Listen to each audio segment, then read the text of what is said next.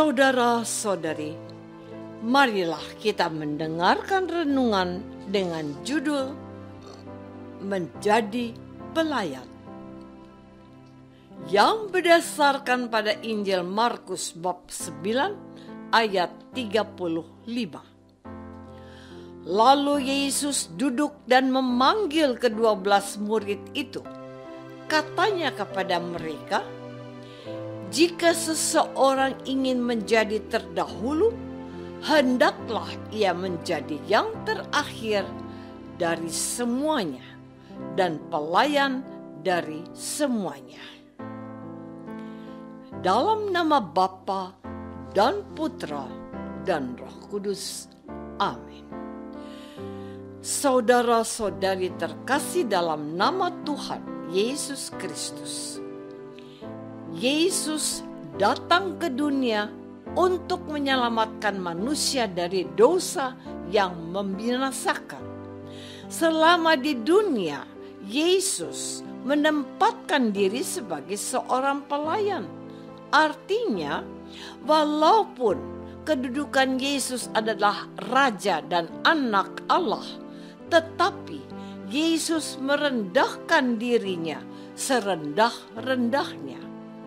Hal ini bertolak belakang dengan kecenderungan manusia yang ingin diperlakukan dengan baik dan istimewa, layaknya seorang raja dan pemimpin. Sebaliknya, Yesus tidak mencari kesenangan duniawi yang sebenarnya sudah dicari langsung secara melekat pada dirinya. Dan salah satu bukti keberadaan Yesus sebagai hamba adalah ketika Yesus mau menderita, ditolak, dan dipaku pada kayu salib. Dengan kata lain, sengsara dan kematian Yesus di atas kayu salib merupakan wujud tertinggi dari sikap Yesus sebagai seorang pelayan atau hamba.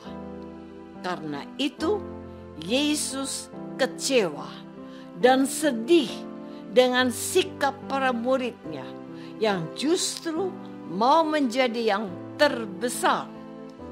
Keinginan para murid untuk menjadi yang terbesar adalah bukti bahwa para murid Yesus masih dikuasai hal-hal duniawi.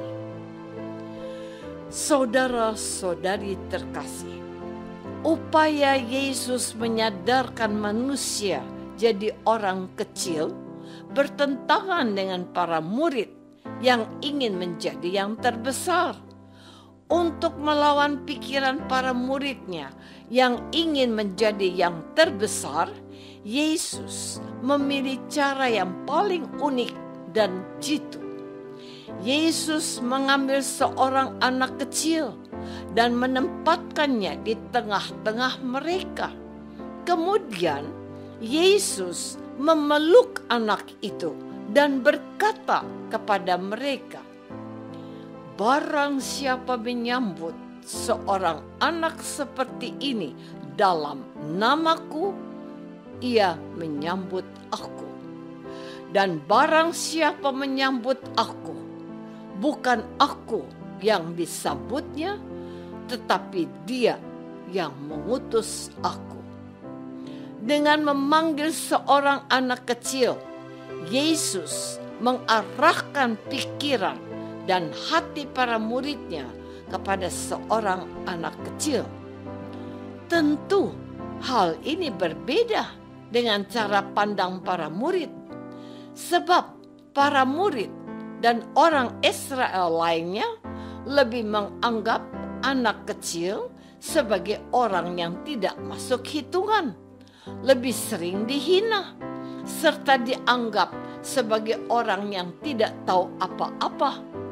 Sementara Yesus melihat seorang anak kecil sebagai orang yang suci, orang yang sangat dicintai serta dikasihi oleh Allah.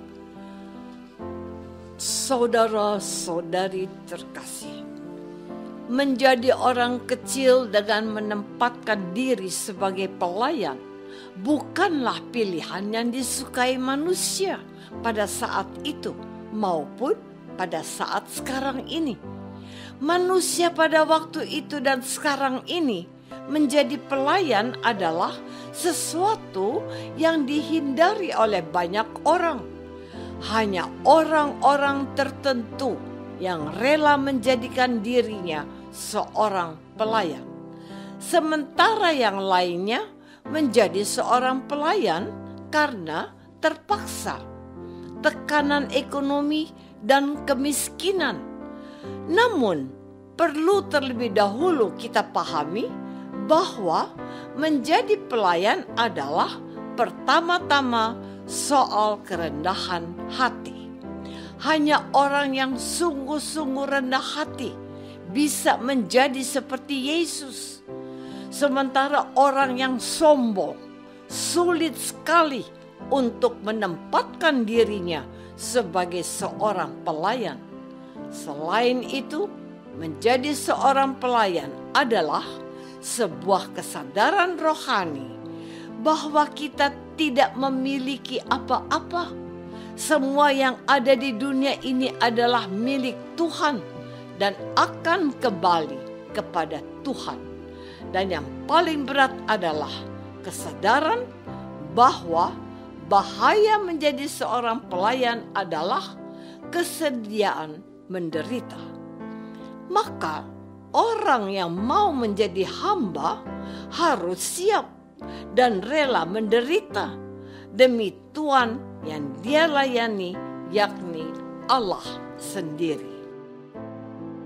Saudara-saudari terkasih, Tuhan Yesus mengetahui apa risiko menjadi orang besar seperti keinginan para murid Yesus, sebab pilihan untuk menjadi orang besar biasanya selalu disertai dengan munculnya sikap sombong. Sikap sombong menjauhkan manusia dari Allah. Orang yang sombong juga akan sulit untuk merasakan damai dan kasih Tuhan. Orang yang sombong juga akan sangat sulit untuk menerima kritik atau masukan dan teguran dari orang lain. Berbeda dengan keinginan untuk menjadi seorang hamba. Keinginan menjadi seorang hamba biasanya muncul dari sifat kerendahan hati yang dilambangkan oleh Yesus dengan sosok anak kecil. Anak kecil akan dengan cepat berdamai setelah mereka bertegar. Berbeda dengan orang dewasa yang sulit untuk berdamai. Orang dewasa yang bertengkar terkadang memerlukan waktu yang panjang untuk berdamai kembali.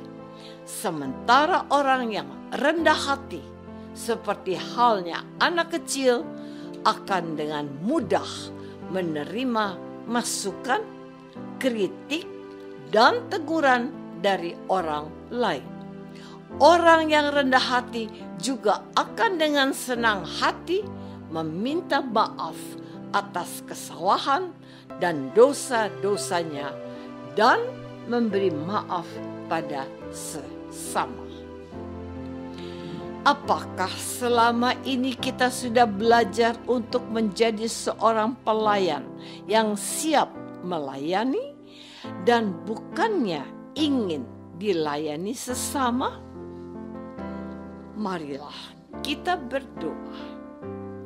Tuhan Yesus Kristus, Engkau mengajak kami umat-Mu untuk menjadi seorang pelayan, sebab dengan menjadi seorang pelayan, kami diarahkan untuk masuk ke dalam kerajaan surga.